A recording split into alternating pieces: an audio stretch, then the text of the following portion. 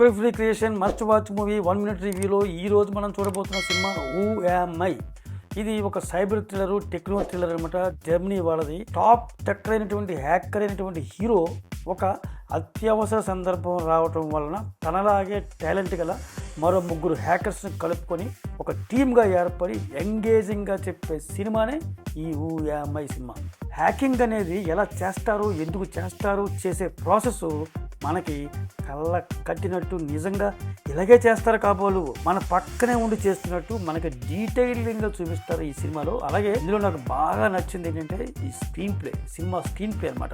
పరా పరిగెడుతుంటుంది. ఎండలో యాజ్ యూజువల్గా వచ్చే ట్విస్ట్ కూడా మనం ఊహించినది ఉంటుంది. ఇది 2014లో వచ్చింది, కానీ 2024లో ఇప్పుడు తీసినట్టుగా మంచి అప్డేట్లో ఉంటుంది అనమాట. దీని IMDb రేటింగ్ 7.4 out of 10.